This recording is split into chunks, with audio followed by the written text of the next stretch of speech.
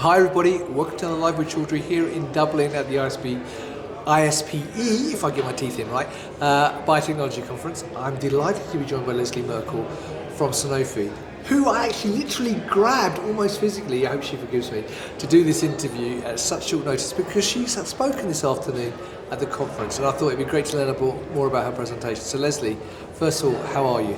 I'm good, thank you. Well, it's lovely to meet you. Now, before we talk about your presentation, as someone who's here as a delegate as well as a presenter, how have you found the conference so far? Extremely relevant and mind-blowing. The fluoropolymer ban that's coming up in 2027, jaw dropped, literally. I'm scared. So, now, for people who missed that presentation, what is the fluoropolymer ban? Well, it's materials that are used in manufacturing that have fluoropolymers, and they are bad for the environment.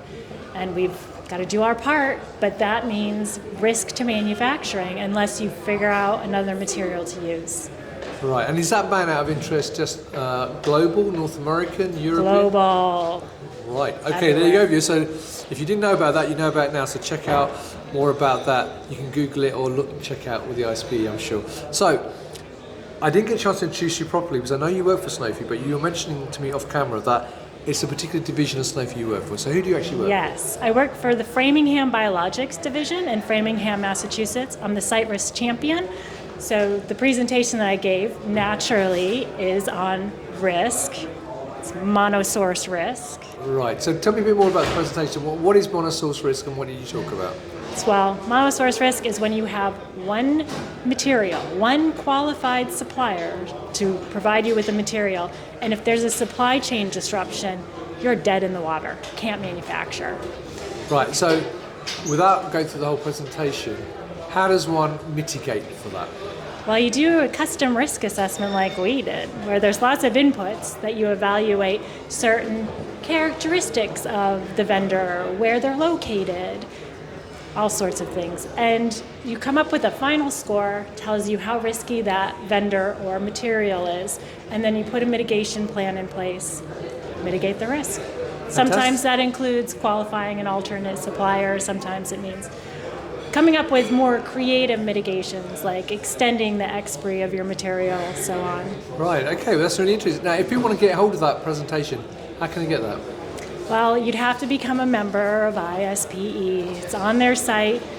Or you could track me down on LinkedIn. Well, there you go. I could help you out, do you a solid. Well, there you go. There's an invite. Lesley Merkle. Refuse.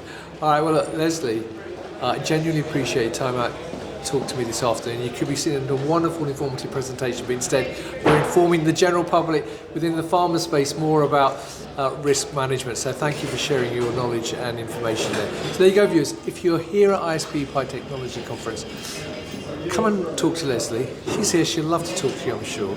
And check out all the different presentations. If you can't do that, though, then check out the ISPE link above the video to learn more about ISPE and the various talks they're doing. And also, connect with Lesley. I'm sure she'd love to find out more about what you do and help you out if you know about more risk management. So, Lesley, once again, thank you for your time. I really appreciate it. And viewers, thank you for watching. Until next time, stay safe. Bye-bye.